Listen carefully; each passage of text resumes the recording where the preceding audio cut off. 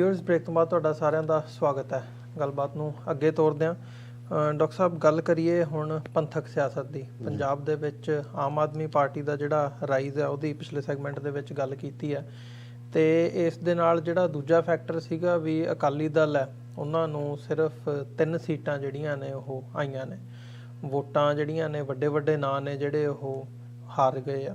ਸੋ ਜਿਹੜੀ ਪੰਜਾਬ ਦੀ ਪੋਲੀਟਿਕਸ ਹੈ ਉਹਦੇ ਵਿੱਚ ਜਿਹੜੀ ਸਿੱਖਾਂ ਦੀ ਪੋਲੀਟਿਕਸ ਹੈ ਪੰਥਕ ਸਿਆਸਤ ਹੈ ਉਹਦੇ 'ਤੇ ਇਹਦਾ ਕੀ ਇੰਪੈਕਟ ਹੈ। ਹੁਣ ਇਹਦੇ ਵਿੱਚ ਸਿਮਰਨਜੀਤ ਸਿੰਘ ਮਾਨ ਹੋਰਾਂ 'ਤੇ ਸਾਰੀਆਂ ਨਜ਼ਰਾਂ ਟਿਕੀਆਂ ਹੋਈਆਂ ਸੀ ਅਮਰਗੜ੍ਹ ਦੀ ਸੀਟ ਦੇ ਉੱਤੇ। ਹਾਲਾਂਕਿ ਇੱਕ ਪਾਰਟ ਇਹ ਹੈ ਵੀ ਉਹ ਹਾਰ ਗਏ ਆ ਜਿਹਦੇ ਤੋਂ ਬਹੁਤ ਜਿਹੜੇ ਰਿਐਕਸ਼ਨਸ ਨੇ ਸੋਸ਼ਲ ਮੀਡੀਆ 'ਤੇ ਜਾਂ ਅਦਰਵਾਈਜ਼ ਲੋਕਾਂ 'ਚ ਨਮੋਸ਼ੀ ਅਤੇ ਗੁੱਸਾ ਵੀ ਦੇਖਣ ਨੂੰ ਮਿਲ ਰਿਹਾ।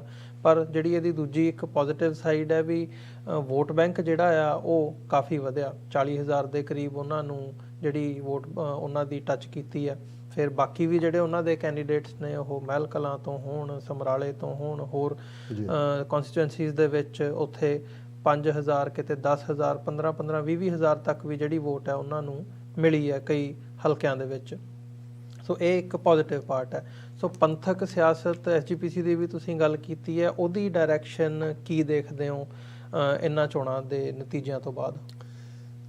ਦੇਖੋ, ਜਿਵੇਂ ਅਕਾਲੀ ਦਲ ਦੇ ਹਵਾਲੇ ਨਾਲ ਅਸੀਂ ਗੱਲ ਕੀਤੀ ਕਿ 1920 ਦੇ ਵਿੱਚ ਸ਼੍ਰੋਮਣੀ ਅਕਾਲੀ ਦਲ ਦੀ ਫਾਊਂਡੇਸ਼ਨ ਰੱਖੀ ਜਾਂਦੀ ਹੈ ਔਰ ਬੜਾ ਗਲੋਰੀਅਸ ਇਤਿਹਾਸ ਜਿਹਦੇ 'ਚ ਗੁਰਦੁਆਰਾ ਸੁਧਾਰ ਲਹਿਰ ਜਿਸ ਦੇ ਥੱਲੇ ਚਾਬੀਆਂ ਦਾ ਮੋਰਚਾ, ਗੁਰੂ ਕੇ ਬਾਗ ਦਾ ਮੋਰਚਾ, ਸਾਕਾ ਨਨਕਾਣਾ ਸਾਹਿਬ ਔਰ ਜੈਤੋ ਦਾ ਮੋਰਚਾ, ਪੰਜਾ ਸਾਹਿਬ ਦਾ ਮੋਰਚਾ ਔਰ ਉਹਨਾਂ ਕੁਰਬਾਨੀਆਂ 'ਚੋਂ 1925 ਦੇ ਵਿੱਚ ਫਿਰ ਸ਼੍ਰੋਮਣੀ ਗੁਰਦੁਆਰਾ ਪ੍ਰਬੰਧਕ ਕਮੇਟੀ ਹੋਂਦ ਦੇ ਵਿੱਚ ਆਉਂਦੀ ਜੀ। ਪੋਲੀਟੀਕਲ ਲੈਵਲ ਦੇ ਉੱਤੇ ਜੇ ਅਸੀਂ ਇਸ ਲੀਡਰਸ਼ਿਪ ਦਾ ਬੌਣਾਪਨ ਦੇਖਣਾ ਹੋਏ ਪੋਲੀਟੀਕਲੀ ਤੇ ਉਹ 46-7 ਪੀਰੀਅਡ ਸਾਹਮਣੇ ਆਇਆ ਜਦੋਂ ਕਿ ਅਸੀਂ ਤੀਸਰੀ ਧਿਰ ਹੁੰਦਿਆਂ ਹੋਇਆਂ ਵੀ ਨੈਗੋਸ਼ੀਏਸ਼ਨ ਆਫ ਪਾਵਰ ਜਾਂ ਟਰਾਂਸਫਰ ਆਫ ਪਾਵਰ ਦੇ ਥੱਲੇ ਜਿਹੜਾ ਬ੍ਰਿਟਿਸ਼ਰਸ ਨੇ ਰਾਊਂਡ ਟੇਬਲ ਕਾਨਫਰੰਸਿਸ ਜਾਂ ਸਾਨੂੰ ਤੀਸਰੀ ਧਿਰ ਵਜੋਂ ਮਾਨਤਾ ਦਿੱਤੀ, ਪਰ ਸਾਡੀ ਲੀਡਰਸ਼ਿਪ ਨੇ ਆਪਣੀ ਡੈਸਟਨੀ ਕਾਰਵ ਆਊਟ ਕਰਨ ਦੀ ਥਾਂ ਅਲਟੀਮੇਟਲੀ ਕਾਂਗਰਸ ਦੇ ਖਾਤੇ 'ਚ ਆਪਣੇ ਆਪ ਨੂੰ ਭੁਗਤਾਇਆ। ਨਤੀਜੇ ਦੇ ਤੌਰ ਤੇ ਹਿੰਦੂਆਂ ਦੇ ਲਈ ਮੁਲਕ ਇੰਡੀਆ ਹੋਂਦ 'ਚ ਆ ਗਿਆ, ਮੁਸਲਮਾਨਾਂ ਨੂੰ ਪਾਕਿਸਤਾਨ ਮਿਲਿਆ ਔਰ ਅਸੀਂ ਇੱਕ ਵਾਰ ਫਿਰ ਅੰਗਰੇਜ਼ਾਂ ਦੀ ਗੁਲਾਮੀ 'ਚੋਂ ਨਿਕਲ ਕੇ ਜਿਹੜਾ ਉਹ ਹਿੰਦੂ ਗੁਲਾਮੀ ਦੇ ਵਿੱਚ ਫਸੇ। ਲੇਕਿਨ ਅਗੇਨ ਜੇ ਅਕਾਲੀ ਦਲ ਦੀ ਪੋਜ਼ੀਟਿਵਿਟੀ ਦੀ ਗੱਲ ਕਰੀਏ ਕਿ ਜਦੋਂ ਲਿੰਗੁਇਸਟਿਕ ਡਿਵੀਜ਼ਨ ਦੀ ਗੱਲ ਹੁੰਦੀ ਹੈ ਕਿ ਜ਼ੁਬਾਨ ਦੇ ਆਧਾਰਿਤ ਸੂਬੇ ਬਣਨਗੇ, ਸੋ ਅਕਾਲੀ ਦਲ ਨੇ ਕਾਮਯਾਬੀ ਦੇ ਨਾਲ ਮਾਸਟਰ ਤਾਰਾ ਸਿੰਘ ਦੀ ਕਮਾਂਡ ਥੱਲੇ ਹੀ ਪੰਜਾਬੀ ਸੂਬੇ ਦਾ ਮੋਰਚਾ ਲੜਿਆ। 1950 ਤੋਂ ਸ਼ੁਰੂ ਕਰਕੇ 1966 ਦੇ ਵਿੱਚ 16 ਸਾਲ ਦੀ ਸਟਰਗਲ ਤੋਂ ਬਾਅਦ ਪੰਜਾਬੀ ਸੂਬਾ ਹੋਣ 'ਚ ਆਇਆ। ਪਰ ਉਦੋਂ ਤੱਕ ਸੈਂਟਰ ਨੇ ਬੜੀ ਸਮਾਰਟਨੈਸ ਦੇ ਨਾਲ ਮਾਸਟਰ ਤਾਰਾ ਸਿੰਘ ਨੂੰ ਮਾਈਨਸ ਕਰਨ ਦੇ ਲਈ ਸੰਤ ਫਤਿਹ ਸਿੰਘ ਨੂੰ ਖੜਾ ਕਰ ਦਿੱਤਾ ਸੀ ਔਰ ਨਤੀਜੇ ਦੇ ਤੌਰ ਤੇ ਜਿਉਂ ਹੀ ਇਹ ਬਾਉਂਡਰੀ ਕਮਿਸ਼ਨ ਬਣਿਆ ਔਰ ਸੰਤ ਫਤਿਹ ਸਿੰਘ ਨੂੰ ਜਿਹੜਾ ਉਹ ਪਾਸਪੋਰਟ ਔਰ ਵੀਜ਼ਾ ਲਵਾ ਕੇ UK ਤੋਰ ਦਿੱਤਾ ਗਿਆ ਕਿ ਭਾਈ ਤੂੰ ਉੱਥੇ ਜਰਾ ਸੈਰ ਕਰਕੇ ਆਏ। ਉਹੀ ਪੀਰੀਅਡ ਸੀ ਕਿ ਉਸ ਆਰਗੇਨਾਈਜੇਸ਼ਨ ਐਕਟ ਦੇ ਵਿੱਚ ਆਰਟੀਕਲ 78, 79, 80 ਜੋੜੇ ਗਏ ਜਿਹਦੇ ਥੱਲੇ ਪੰਜਾਬ ਦੇ ਦਰਿਆਈ ਪਾਣੀ ਕਾਬੂ ਕਰ ਲਏ ਗਏ। ਰਾਜਧਾਨੀ ਚੰਡੀਗੜ੍ਹ ਜਿਹੜੀ ਆ ਉਹ ਯੂਨੀਅਨ ਟੈਰੀਟਰੀ ਬਣਾ ਦਿੱਤੀ ਗਈ, ਪੰਜਾਬੀ ਬੋਲਦੇ ਇਲਾਕੇ ਬਾਹਰ ਰੱਖੇ ਗਏ ਔਰ ਕਾਮਨ ਲਿੰਕਸ ਜਿਨ੍ਹਾਂ ਦੇ ਵਿੱਚ ਅੱਜ ਵੀ ਤੁਸੀਂ ਪੰਜਾਬ ਹਰਿਆਣਾ ਹਾਈ ਕੋਰਟ ਦੇਖੋਗੇ ਇੱਕ ਕੋਰਟ ਵੀ ਨਹੀਂ। ਸੋ ਜਿਹਨੂੰ ਲੂਲਾ ਲੰਗੜਾ ਉਹਨੇ ਕਦੇ ਗੁਲਜ਼ਾਰੀ ਲਾਲ ਨੰਦੇ ਨੇ ਕਿਹਾ ਸੀ ਹੋਮ ਮਿਨਿਸਟਰ ਨੇ, ਉਹ ਬਣਾ ਕੇ ਹਵਾਲੇ ਕੀਤਾ। ਫਿਰ ਉਹਨਾਂ ਨੂੰ ਲੱਗਾ ਕਿ ਭਾਈ ਹੁਣ ਇਹਦਾ ਫਤਿਹ ਸਿੰਘ ਦਾ ਵੀ ਜਿਹੜਾ ਉਹਨੇ 2 ਵਾਰੀ ਵਰਤ ਰੱਖਿਆ ਅੱਗ ਭੇਟ ਹੋਣ ਦਾ।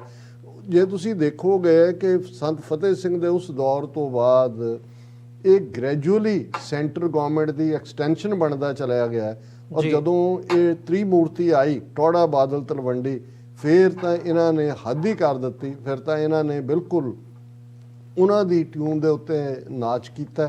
ਧਰਮ ਯੁੱਧ ਮੋਰਚਾ ਲੱਗ ਗਿਆ ਜਾਂਦਾ 1980 'ਚ ਜਿਹੜਾ 2 ਲੱਖ ਦੇ ਕਰੀਬ ਸਿੱਖ ਗ੍ਰਿਫਤਾਰੀ ਦਿੰਦੇ ਨੇ ਔਰ ਅੱਜ ਇਸ ਗੱਲ ਦੇ ਸਬੂਤ ਨੇ ਕਿ ਉਸ ਮੋਰਚੇ ਦੇ ਚੱਲਦਿਆਂ ਵੀ ਲਗਭਗ 18 ਗੁਪਤ ਮੀਟਿੰਗਾਂ ਇਹਨਾਂ ਹੀ ਤ੍ਰਿਮੂਰਤੀ ਨੇ ਟੌੜਾ ਔਰ ਬਾਦਲ ਔਰ ਇਹਨਾਂ ਨੇ ਜਿਹੜੀਆਂ ਬਰਨਾਲਾ ਔਰ ਰਾਮੂ ਵਾਲੀਆ ਕਿਤੇ ਏਅਰਪੋਰਟ ਲਾਉਂਜ ਤੇ ਕਿਤੇ ਇੰਦਰਾ ਗਾਂਧੀ ਦੀ ਕੋਠੀ ਕਿਤੇ ਹੋਰ ਥਾਂ ਦੇ ਉੱਤੇ ਕੀਤੀਆਂ। ਸੋ ਜ਼ਾਹਰ ਹੈ ਵੀ ਉਹ ਡਿਕਲਾਈਨ ਜਿਹੜਾ ਕਿ ਇੱਕ ਗਲੋਰੀਅਸ ਪਾਰਟੀ ਦੀ ਸ਼ੁਰੂਆਤ ਹੋਈ ਸੀ, ਫਿਰ ਟੌੜਾ ਵੀ ਮਰ ਗਿਆ, ਤਲਵੰਡੀ ਵੀ ਮਰ ਗਿਆ, ਲੈ ਦੇ ਕੇ ਬਾਦਲ ਨੇ ਫਿਰ ਕਿਵੇਂ ਸੁਖਬੀਰ ਬਾਦਲ ਤੇ ਅੱਗੋਂ ਉਹਦਾ ਸਾਲਾ ਤੇ ਉਹਦਾ ਜੀਜਾ, ਕਿ ਕਿਵੇਂ ਸਾਲੇ ਜੀਜੇ ਦੀ ਪਾਰਟੀ ਬਣਦੀ ਹੈ ਔਰ ਕਿਵੇਂ 1996 ਤੱਕ ਪਹੁੰਚਦੇ ਆ। ਮੋਗੇ ਦੇ ਵਿੱਚ ਇੱਕ ਕਾਨਫਰੰਸ ਕਰਕੇ ਬਾਦਲ ਅਕਾਲੀ ਦਲ ਨੂੰ ਇੱਕ ਪੰਜਾਬੀ ਪਾਰਟੀ ਦੇ ਨਾਂ ਥੱਲੇ ਬਣਾ ਦਿੰਦਾ ਹੈ। ਸਿੱਖ ਏਜੰਡਾ ਵੀ ਗਾਇਬ ਹੋ ਜਾਂਦਾ। ਔਰ ਇਸ ਵਾਰ ਵੀ ਤੁਹਾਨੂੰ ਇਹ ਨਹੀਂ ਕਿ ਆਮ ਆਦਮੀ ਪਾਰਟੀ ਨੇ ਜਾਂ ਦੂਜਿਆਂ ਨੇ ਲੋਕਲ ਕਿਸੇ ਇਸ਼ੂ ਨੂੰ ਹੀ ਨਹੀਂ ਸਾਹਮਣੇ ਜਿਹੜਾ ਰੱਖਿਆ, ਨਾ ਉਹਦੇ 'ਚ ਪਾਣੀਆਂ ਦਾ ਇਸ਼ੂ ਸੀ, ਨਾ ਉਹਦੇ 'ਚ ਕੈਪੀਟਲ ਦਾ ਇਸ਼ੂ ਸੀ, ਨਾ ਪੰਜਾਬੀ ਬੋਲਦੇ ਇਲਾਕਿਆਂ ਦਾ ਇਸ਼ੂ ਸੀ, ਨਾ ਪੰਜਾਬੀ ਜ਼ਬਾਨ ਦੀ ਤਰੱਕੀ ਦਾ ਇਸ਼ੂ ਸੀ, ਕਿਉਂਕਿ ਉਹਨਾਂ ਨੇ ਤਾਂ ਪੰਜਾਬ ਦੀ ਸਿੱਖ ਪੋਪੂਲੇਸ਼ਨ ਨੂੰ ਜਿਹੜੀ ਕਿ ਐਮਰਜ ਹੋਈ ਸੀ ਕਿਸਾਨ ਮੂਵਮੈਂਟ ਦੀ ਵਿਕਟਰੀ ਤੋਂ ਬਾਅਦ, ਉਹਨੂੰ ਵਾਪਸ ਉਹਨਾਂ ਨੇ ਤਿਰੰਗੇ ਦੇ ਵਿੱਚ ਲਪੇਟ ਕੇ ਸੁੱਟ ਦਿੱਤਾ। ਤੇ ਜਿਨ੍ਹਾਂ ਬਾਦਲਾਂ ਨੂੰ ਬੇਸ਼ੱਕ ਬੀਜੇਪੀ ਨੇ ਉਹਨਾਂ ਨੂੰ ਛਿੜਕ ਦਿੱਤਾ ਸੀ, ਪਾਸੇ ਸੁੱਟਤਾ ਸੀ, ਉਹਨਾਂ ਦੀ ਵੀ ਇਹ ਹਿੰਮਤ ਜਾਂ ਉਹਨਾਂ ਦੀ ਕੋਈ ਇਹ ਕ੍ਰੈਡੀਬਿਲਿਟੀ ਜਾਂ ਉਹਨਾਂ ਦੀ ਕੋਈ ਅਮੰਨਾ ਇਸ ਤੇ ਨਹੀਂ ਸੀ ਕਿ ਉਹ ਪੰਜਾਬ ਦੇ ਇਸ਼ੂਜ਼ ਨੂੰ ਉਭਾਰਦੇ। ਸੋ ਜ਼ਾਹਿਰ ਹੈ ਕਿ ਲੋਕਾਂ ਨੇ ਵੀ ਇਸ ਗੱਲ ਨੂੰ ਚੰਗੀ ਤਰ੍ਹਾਂ ਪਛਾਣਿਆ ਔਰ ਆਲਰੇਡੀ ਬਦਨਾਮ ਹੋ ਚੁੱਕੇ ਆ ਸਾਰਾ ਟੱਬਰ ਜਿਹੜਾ ਲਟੇਰਿਆਂ ਦਾ ਹੈ, ਉਹਨਾਂ ਨੂੰ ਉਹਨਾਂ ਨੇ ਸ਼ਿਕਸਤ ਵੀ ਦਿੱਤੀ। ਲੇਕਿਨ ਇਸ ਗੱਲ ਦਾ ਫਿਰ ਵੀ ਧਿਆਨ ਰੱਖਣ ਦੀ ਲੋੜ ਹੈ ਕਿ 17% ਵੋਟਾਂ ਜਿਹੜੀਆਂ ਨੇ ਉਹ ਬਾਦਲ ਅਕਾਲੀ ਦਲ ਨੂੰ ਪੈਂਦੀਆਂ ਨੇ। ਇਹਦਾ ਮਤਲਬ ਇਹ ਹੈ ਵੀ ਪੰਜਾਬ ਦੀ ਉਹ ਕੋਰ ਕਨਸਟੀਚੁਐਂਸੀ ਜਿਨ੍ਹਾਂ ਦੇ ਲਈ ਇੱਕ ਲੰਬਾ ਵਕਤ ਪੰਥ ਔਰ ਅਕਾਲੀ ਦਲ ਸਿਨੋਨਿਮਸ ਸੀ, ਤਕੜੀ ਦਾ ਮਤਲਬ ਪੰਥ ਸੀ ਤੇ ਪੰਥ ਦਾ ਮਤਲਬ ਅਕਾਲੀ ਦਲ ਸੀ, ਉਹ ਅੱਜ ਵੀ ਜਿਹੜੀ ਹੈ, ਜਦੋਂ ਤੁਸੀਂ ਹੁਣ ਪੁੱਛਿਆ ਕਿ ਭਾਈ ਇੱਕ ਵੈਕਿਊਮ ਕ੍ਰੀਏਟ ਹੋਏ, ਇਹਦੇ 'ਚ ਕੋਈ ਸ਼ੱਕ ਨਹੀਂ ਹੈ ਕਿ ਬਾਦਲ ਅੱਜ ਦੀ ਡੇਟ 'ਚ ਇਰਰੈਲੇਵੈਂਟ ਹੋ ਗਿਆ 3 ਸੀਟਾਂ ਦੇ ਨਾਲ।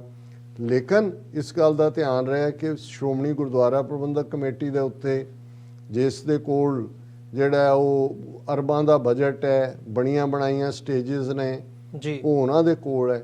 ਔਰ ਕਦੇ ਵੀ ਇਸ ਗੱਲ ਦਾ ਧਿਆਨ ਰਿਹਾ ਕਿ ਵੀ ਇਸ ਸਾਰੇ ਪੀਰੀਅਡ 'ਚ ਤੁਸੀਂ ਦੇਖਿਆ ਹੋਵੇਗਾ ਕੈਂਪੇਨ 'ਚ ਮੋਦੀ ਦੇ ਖਿਲਾਫ ਜਾਂ ਬੀਜੇਪੀ ਦੇ ਖਿਲਾਫ ਕੋਈ ਬਾਦਲਾਂ 'ਚੋਂ ਜਾਂ ਕਿਸੇ ਅਕਾਲੀ ਕੈਂਡੀਡੇਟ ਨੇ ਕੋਈ ਲਫ਼ਜ਼ ਕਿਹਾ ਹੋਏ, ਕਿਉਂਕਿ ਇਹਨਾਂ ਨੂੰ ਵੀ ਉਹਨਾਂ ਨੇ ਇਹਨਾਂ ਦੀ ਔਕਾਤ ਦਿਖਾਣੀ ਸੀ ਕਿ ਭਾਈ ਤੁਸੀਂ ਇੰਨੇ ਜੋਗੇ ਹੋ, ਪਰ ਉਹ ਇਹਨਾਂ ਨੂੰ ਰੱਖਣਗੇ।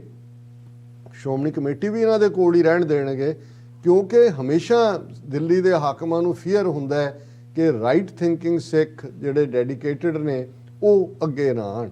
ਹੁਣ ਸੈਕੰਡ ਸਾਡਾ ਪਾਰਟ ਹੈ ਵੀ ਅਸੀਂ ਜੇ ਪੰਥਕ ਪਲੇਟਫਾਰਮ ਦੀ ਗੱਲ ਕਰੀਏ ਕਿ ਸ਼੍ਰੋਮਣੀ ਅਕਾਲੀ ਦਲ ਅੰਮ੍ਰਿਤਸਰ ਪਹਿਲੇ ਦਿਨ ਤੋਂ ਹੀ ਆਪਣੀ ਜਿਹੜਾ ਉਹ ਵਿਦਨ ਸਿਸਟਮ ਲੜਨ 'ਚ ਯਕੀਨ ਰੱਖਦਾ ਹੈ ਜੀ। ਖਾਲਿਸਤਾਨ ਦੇ ਮੁੱਦੇ ਤੇ ਲੜਦੇ ਰਹੇ ਨੇ, ਪਰ ਉਹ ਪ੍ਰੋਸੈਸ ਸਾਰੀ ਉਹੀ ਹੈ ਜੋ ਕਨਸਟੀਟਿਊਸ਼ਨਲੀ ਹੁੰਦੀ ਹੈ।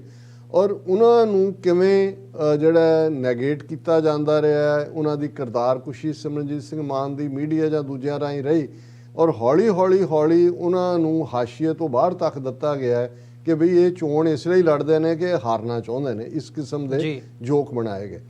ਪਰ ਜਿਹੜੀ ਕਿਸਾਨ ਮੂਵਮੈਂਟ ਦੇ ਨਾਲ ਜੁੜਿਆ ਹੋਇਆ ਇੱਕ ਪਾਸੇ ਜਿੱਥੇ ਕਿਸਾਨਾਂ ਨੇ ਬਿਲਕੁਲ ਉਹ ਬੇੜਾ ਗਰਕ ਕੀਤਾ, ਜਦੋਂ ਅਸੀਂ ਪੰਜਾਬ ਦੀ ਆਵਾਜ਼ ਦੀ ਗੱਲ ਕਰਦੇ ਹਾਂ, ਔਰ ਅਗੇਨ ਦੀਪ ਸਿੱਧੂ ਬਹੁਤਿਆਂ ਨੂੰ ਯਾਦ ਆ ਰਿਹਾ ਹੋਏਗਾ ਜਦੋਂ ਉਹਨਾਂ ਦੇ ਲਾਸਟ ਇੰਟਰਵਿਊ 'ਚ ਉਹਨਾਂ ਨੂੰ ਪੁੱਛਿਆ ਜਾਂਦਾ ਹੈ ਕਿ ਕੀ ਜਿਹੜਾ ਕੋਈ ਪੋਲੀਟੀਕਲ ਧਿਰ ਬਣਾ ਕੇ ਪੰਜਾਬ ਦੇ ਹੱਕਾਂ ਦੀ, ਜਿੱਥੇ ਕਿ ਤੁਸੀਂ ਹੋਂਦ ਦੀ ਗੱਲ ਕਰਦੇ ਹੋ, ਉਸ ਲੜਾਈ ਨੂੰ ਨਹੀਂ ਲੜਿਆ ਜਾ ਸਕਦਾ। ਤੇ ਇੱਕ ਗੱਲ ਬੜੀ ਵਿਜ਼ਡਮ ਵਾਲੀ ਦੀਪ ਸਿੱਧੂ ਨੇ ਕਹੀ, ਉਹਨੇ ਕਿਹਾ ਕਿ ਜੀ ਹਮੇਸ਼ਾ ਸੰਘਰਸ਼ 'ਚੋਂ ਜੇ ਜਥੇਬੰਦੀ ਨਿਕਲੇ ਤੇ ਉਹਦੀ ਕ੍ਰੈਡੀਬਿਲਿਟੀ ਹੁੰਦੀ ਹੈ, ਉਹੀ ਚੇਂਜ ਕਰ ਸਕਦੀ ਹੈ। ਕਿਸਾਨ ਜਥੇਬੰਦੀਆਂ ਦੇ ਕੋਲ ਅਪਰਚੁਨਿਟੀ ਸੀ ਕਿਉਂਕਿ ਕਿਸਾਨ ਸੰਘਰਸ਼ ਵਿਕਟਰੀ ਦੇ ਵਿੱਚ ਆਇਆ, ਪਰ ਉਹਨਾਂ ਨੇ ਉਹ ਅਪਰਚੁਨਿਟੀ ਮਿਸ ਕਰ ਦਿੱਤੀ। ਔਰ ਇਹਦੇ ਵਿੱਚ ਕੋਈ ਸ਼ੱਕ ਨਹੀਂ ਹੈ ਕਿ ਸਾਰੀਆਂ ਸਿਆਸੀ ਧਿਰਾਂ ਘਬਰਾਈਆਂ ਹੋਈਆਂ ਸੀ ਕਿ ਭਾਈ ਅੱਜ ਇਹਨਾਂ ਦਾ ਇੰਨਾ ਇੰਪੈਕਟ ਹੈ ਕਿ ਇਹ ਜਿਹੜਾ ਉਹਨੂੰ ਲੀਡ ਕਰ, ਪਰ ਇਹ ਤਾਂ ਉਹ ਉੱਤੇ ਉਹਨਾਂ ਨੇ ਚਾੜਿਆ ਹੋਇਆ ਸੀ ਰੇਸ਼ਮ ਦਾ ਗਲਾਫ, ਅੰਦਰ ਤਾਂ ਜਿਹੜਾ ਉਹ ਖਿੱਦੋ ਸੀ, ਲੀਰਾਂ ਸੀ ਉਹਨਾਂ ਦੇ। ਔਰ ਉਹ ਸਾਹਮਣੇ ਆ ਗਿਆ ਕਿ ਭਾਈ ਸਣੇ ਰਾਜੇਵਾਲ ਦੇ ਉਹਨਾਂ ਨੇ ਕਿਵੇਂ ਚੀਪ ਬਾਰਗੇਨਿੰਗ ਕੀਤੀ, ਕੋਸ਼ਿਸ਼ ਕੀਤੀ ਕੇਜਰੀਵਾਲ ਨਾਲ ਵੀ, ਦੂਸਰੇ ਪਾਸੇ ਵੀ, ਔਰ 4000 ਵੋਟਾਂ ਖੁਦ ਰਾਜੇਵਾਲ ਲੈ ਕੇ ਸਮਰਾਲੇ ਤੋਂ ਜ਼ਮਾਨਤ ਜ਼ਬਤ ਕਰਵਾਉਂਦਾ ਹੈ।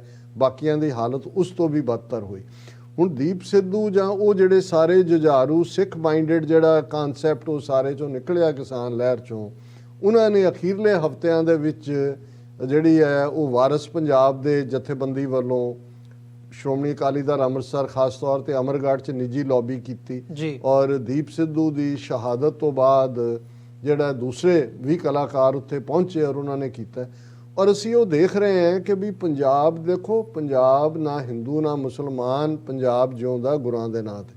ਪੰਜਾਬ ਦਾ ਨੈਰੇਟਿਵ ਜੇ ਅੱਜ ਕੇਜਰੀਵਾਲ ਜਾਂ ਏਜੰਸੀਆਂ ਇਹ ਸਮਝਣ ਕਿ ਜੀ ਅਸੀਂ ਤਿਰੰਗੇ 'ਚ ਲਪੇਟ ਦਿੱਤਾ ਹੈ, ਵੰਦੇ ਮਾਤਰਮ, ਇਵੇਂ ਨਹੀਂ ਹੈ। ਪੰਜਾਬ 'ਚ ਜਿਵੇਂ ਸ਼ਾਹ ਮੁਹੰਮਦ ਨੇ ਕਿਹਾ ਸੀ ਕਿ ਵੀ ਸ਼ਾਹ ਮੁਹੰਮਦਾ ਗੱਲ ਤਾਂ ਸੋਈ ਹੋਸੀ ਜਿਹੜੀ ਕਰੇਗਾ ਖਾਲਸਾ ਪੰਥ ਮੀਆਂ। ਅਲਟੀਮੇਟਲੀ ਡਿਸਾਈਡਿੰਗ ਹੈ, ਠੀਕ ਹੈ, ਵਕਤੀ ਜਿਹਾ ਇੱਕ ਐਫਰਵੈਸੈਂਸ ਹੈਗੀ ਆ, ਉੜ ਜਾਏਗੀ ਉਹ। ਹੁਣ ਉਸ ਸਾਰੇ ਚੋਂ ਜਿਵੇਂ ਤੁਸੀਂ ਜ਼ਿਕਰ ਕੀਤਾ 40,000 ਪਲੱਸ ਵੋਟ, 41,000 ਹੈ ਅਮਰਗੜ੍ਹ ਚੋਂ ਸਰ ਸਿਮਰਨਜੀਤ ਸਿੰਘ ਮਾਨ ਲੈਂਦੇ ਨੇ।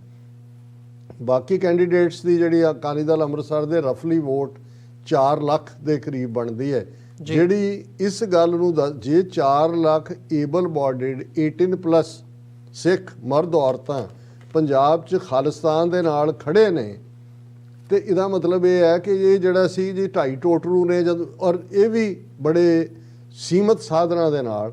ਸੋ ਮੈਂ ਸਮਝਦਾ ਹਾਂ ਵੀ ਹੁਣ ਜਿਹੜਾ ਇੱਕ ਗੈਪ ਕ੍ਰੀਏਟ ਹੋਇਆ ਹੈ ਬਾਦਲਾਂ ਦੇ ਇਰਰੈਲੇਵੈਂਟ ਹੋਣ ਨਾਲ, ਉਹ ਬਾਦਲਾਂ ਨੂੰ ਅਜੇ ਇਰਰੈਲੇਵੈਂਟ ਹੋਣ ਨਹੀਂ ਦੇਣਗੇ, ਉਹਨਾਂ ਥੱਲੇ ਉਹਨਾਂ ਦੀ ਖੇਡ ਸਿਰੇ ਚੜ੍ਹਦੇ। ਪਰ ਅਸੀਂ ਜੇ ਇਸ ਪੀਰੀਅਡ ਦਾ ਫਾਇਦਾ ਉਠਾ ਕੇ ਦੇਖੋ, ਅਸੀਂ ਤਾਂ ਅਜੇ ਖਾਲਿਸਤਾਨੀ ਧਿਰ ਇਸ ਕਨਕਲੂਜਨ ਤੇ ਆ ਵੀ ਇਸ ਸਿਸਟਮ ਚੋਂ ਸਾਡੇ ਲਈ ਕੁਝ ਨਹੀਂ ਨਿਕਲਣਾ ਜੀ। ਇਸ ਲਈ ਅਸੀਂ ਕੋਈ ਉਹਦੇ 'ਚ ਐਕਟਿਵ ਰੋਲ ਨਾ ਪਲੇ ਕਰਨਾ ਚਾਹੁੰਦੇ ਆ, ਨਾ ਹੀ ਅਸੀਂ ਕਰਨਾ।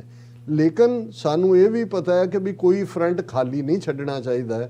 ਤੇ ਜੇ ਉਸ ਪੋਲੀਟੀਕਲ ਇੱਕ ਵੈਕਿਊਮ ਦੇ ਵਿੱਚ ਪੰਥਕ ਧਿਰਾਂ, ਖਾਸ ਤੌਰ ਤੇ ਸ਼੍ਰੋਮਣੀ ਅਕਾਲੀ ਦਲ ਅੰਮ੍ਰਿਤਸਰ ਜਾਂ ਜਿਵੇਂ ਵਾਰਸ ਪੰਜਾਬ ਦੇ ਜਾਂ ਦਲ ਖਾਲਸਾ ਜਾਂ ਹੋਰ ਵੀ ਇੰਡੀਵਿਜੂਅਲਸ, ਇਸ ਸਾਰੇ ਪੀਰੀਅਡ ਨੂੰ ਨਿੱਠ ਕੇ ਇੱਕ ਗੱਲ ਦਾ ਧਿਆਨ ਰਹੇ। ਬਹੁਤ ਵਾਰ ਅਸੀਂ ਅਖਬਾਰਾਂ ਦੇ ਬਿਆਨਾਂ ਤੋਂ ਅੰਦਾਜ਼ਾ ਲਾ ਲੈਂਦੇ ਹਾਂ ਕਿ ਜੀ ਉਹਦੀ ਵੇਵ ਬਣ ਗਈ, ਹਟ ਗਈ, ਇਵੇਂ ਨਹੀਂ ਹੁੰਦਾ। ਜਿਵੇਂ ਇੱਕ ਸਿਆਣੇ ਲਾਰਡ ਨੇ UK 'ਚ ਕਿਹਾ ਸੀ ਕਿ ਆਲ ਪੋਲੀਟਿਕਸ ਇਜ਼ ਲੋਕਲ ਜੀ। ਜਦੋਂ ਤੱਕ ਤੁਸੀਂ ਲੋਕਲ ਲੈਵਲ ਤੇ ਗਰਾਊਂਡ ਲੈਵਲ ਦੇ ਉੱਤੇ ਕੰਮ ਨਹੀਂ ਕਰਦੇ, ਔਰ ਅੱਜ ਜਿਹੜਾ ਇੱਕ ਟ੍ਰੈਂਡ ਵੀ ਹੈ, ਜੇ ਤੁਸੀਂ ਅਮਰਗੜ੍ਹ ਦੇ ਲੋਕਾਂ ਨੂੰ ਕਹੋ ਜੇ ਲੱਖ ਲਾਹਨਤ ਤੁਹਾਨੂੰ ਤੁਸੀਂ ਹਰਾ ਦੋ, ਉਹ ਭਾਈ ਇਹ ਇਵੇਂ ਦੀਆਂ ਗੱਲਾਂ ਨਾ ਕਰੋ। ਉਹ ਦੇਖੋ ਜੇ 40,000 ਬੰਦਾ ਉਸ ਹਲਕੇ 'ਚ ਸਿਰਫ 2 ਹਫ਼ਤੇ ਦੀ ਜਿਹੜੀ ਹੈ ਉਹ ਲੌਬਿੰਗ ਦੇ ਨਾਲ ਖਲੋ ਜਾਂਦਾ ਹੈ। ਉਹੀ ਪੰਜਾਬ ਹੈ ਜਿਨ੍ਹਾਂ ਨੇ 1999 'ਚ 2-2 ਲੱਖ 3-3 ਲੱਖ ਵੋਟਾਂ ਨਾਲ 9 ਕੈਂਡੀਡੇਟ ਪੰਥ ਪ੍ਰਸਤ ਜਿਤਾਏ ਸੀ। ਉਹੀ ਪੰਜਾਬ ਹੈ ਜਿਨ੍ਹਾਂ ਨੇ ਜੁਝਾਰੂਆਂ ਦੀ ਆਵਾਜ਼ ਦੇ ਉੱਤੇ 92% ਪੰਜਾਬ ਨੇ ਬਾਈਕਾਟ ਕੀਤਾ ਸੀ। ਉਹ ਤੁਹਾਡਾ ਕਾਡਰ ਅੱਜ ਵੀ ਉੱਥੇ ਸ਼ਹੀਦਾਂ ਦਾ ਡੁੱਲਿਆ ਖੂਨ ਵੀ ਹੈ, ਕਮਾਈ ਵੀ ਹੈ, ਉਹ ਜਨਰੇਸ਼ਨ ਵੀ ਮੌਜੂਦ ਹੈ। ਔਰ ਤੁਹਾਨੂੰ ਈਵਨ ਬੇਸ਼ੱਕ ਇਹਨਾਂ ਤੋਂ ਸਤਿਆ ਹੋਇਆਂ ਕਾਂਗਰਸ ਔਰ ਅਕਾਲੀਆਂ ਜਾਂ ਦੂਜਿਆਂ ਚੋਂ ਆਮ ਆਦਮੀ ਪਾਰਟੀ 'ਚ ਵੀ ਤੁਹਾਨੂੰ ਕੁਝ ਗੁਰਸਿੱਖ ਚਿਹਰੇ ਨਜ਼ਰ ਆਉਣਗੇ ਜਿਨ੍ਹਾਂ ਦੇ ਅੰਦਰ ਜਿਨ੍ਹਾਂ ਨੂੰ ਜੇ ਅਸੀਂ ਪਲੇਟਫਾਰਮ ਦਿੱਤਾ ਹੁੰਦਾ ਤੇ ਉਹ ਇਸ ਲਾਲਾ ਕੇਜਰੀਵਾਲ ਦੇ ਪਲੇਟਫਾਰਮ ਤੇ ਨਾ ਜਾਂਦੇ। ਸੋ ਮੈਂ ਸਮਝਦਾ ਵੀ ਇਹ ਪੀਰੀਅਡ ਹੈ ਕਿ ਗਰਾਊਂਡ ਲੈਵਲ ਦੇ ਉੱਤੇ ਜਿਹੜੀ ਹੈ ਆਰਗੇਨਾਈਜੇਸ਼ਨ ਨੂੰ ਪੰਥ ਪ੍ਰਸਤ ਏਜੰਡੇ ਦੇ ਥੱਲੇ ਬਿਲਡ ਕਰਨਾ। ਜੀ ਡਾਕਟਰ ਸਾਹਿਬ, ਬਿਲਕੁਲ ਇਹ ਇੰਪੋਰਟੈਂਟ ਆ ਉੱਥੇ ਵੀ ਤੇ ਬਾਹਰ ਵੀ ਜਦੋਂ ਅਸੀਂ ਦੇਖਦੇ ਹਾਂ। ਸੋ ਵਿਊਅਰਸ, ਇੱਥੇ ਇੱਕ ਛੋਟੀ ਜਿਹੀ ਕਮਰਸ਼ੀਅਲ ਬ੍ਰੇਕ ਦੇ ਲਈ ਰੁਕਾਂਗੇ। ਬ੍ਰੇਕ ਤੋਂ ਬਾਅਦ ਦੁਬਾਰਾ ਫਿਰ ਪੰਜਾਬ ਦਾ ਜਿਹੜਾ ਇਲੈਕਸ਼ਨ ਸਿਨੈਰੀਓ ਹੈ ਤੇ ਇਹਦੇ ਵਿੱਚ ਆਉਣ ਵਾਲੇ ਸਮੇਂ ਦੇ ਵਿੱਚ ਕੀ ਐਕਸਪੈਕਟ ਕੀਤਾ ਜਾ ਸਕਦਾ, ਖਾਸ ਤੌਰ ਤੇ ਆਮ ਆਦਮੀ ਪਾਰਟੀ ਦੀ ਹੁਣ ਸਰਕਾਰ ਜਿਹੜੀ ਹੈ ਉਹ ਹੋਵੇਗੀ, ਸੋ ਉਹ ਕੀ ਡਿਲੀਵਰ ਕਰ ਸਕਣਗੇ ਤੇ ਕੀ ਨਹੀਂ, ਇਸ ਦੇ ਉੱਤੇ ਵਿਚਾਰ ਚਰਚਾ ਕਰਾਂਗੇ। ਛੋਟੀ ਜਿਹੀ ਬ੍ਰੇਕ ਤੋਂ ਬਾਅਦ ਦੁਬਾਰਾ ਮਿਲਦੇ ਹਾਂ।